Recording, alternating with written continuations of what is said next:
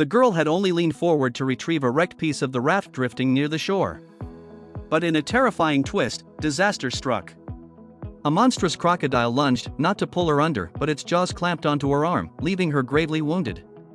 Her companion, Jin Zhuang, quickly wrapped his belt around her arm in a desperate attempt to slow the bleeding. Yet, the blood didn't stop. It was clear a major artery had been severed. Panic took over the group. No one knew what to do except for Chico, the cameraman, who strangely continued filming as though nothing had happened. The girl's condition worsened quickly. Meanwhile, Matt tried once again to drag the shattered raft ashore, but the crocodile reappeared, latching onto it with a terrifying snap. Before they could regain their composure, the girl had bled out completely. With heavy hearts, the group took the only remaining raft to escape. But their phones had no signal, and they were stranded in the wilderness. Things took a darker turn when the crocodile began ramming their raft with its massive body. Simon used the debris to fend it off. Just when they thought it had left, it charged back. Simon, acting quickly, plunged the makeshift spear into the beast, but ended up being pulled underwater in the process. Simon barely managed to scramble back aboard with help from the others, but his frustration boiled over. In his rage, he struck the raft, worsening a crack.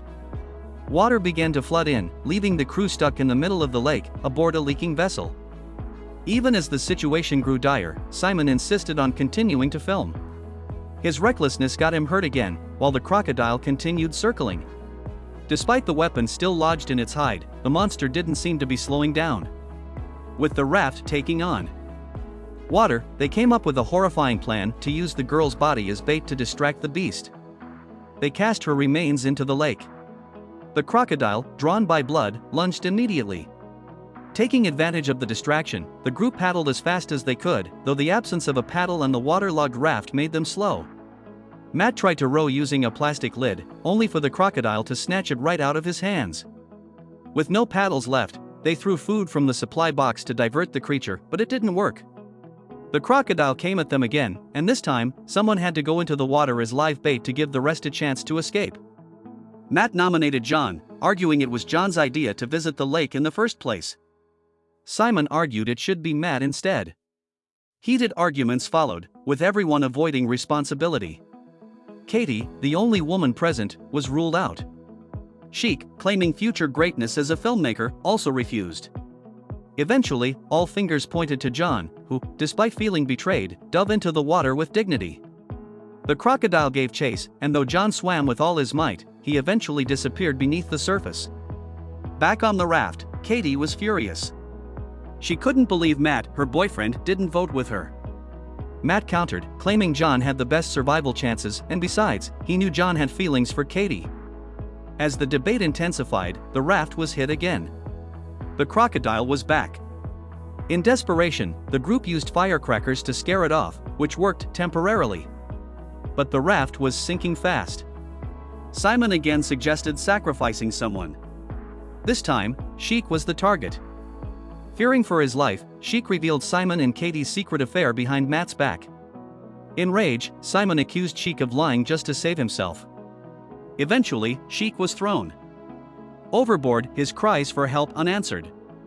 The crocodile took him moments later. Despite sacrificing so many, the group's situation didn't improve. Their raft was nearly destroyed.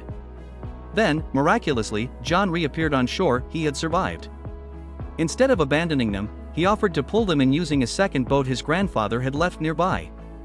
But just as he tossed the rope, the crocodile struck again, causing John to fall.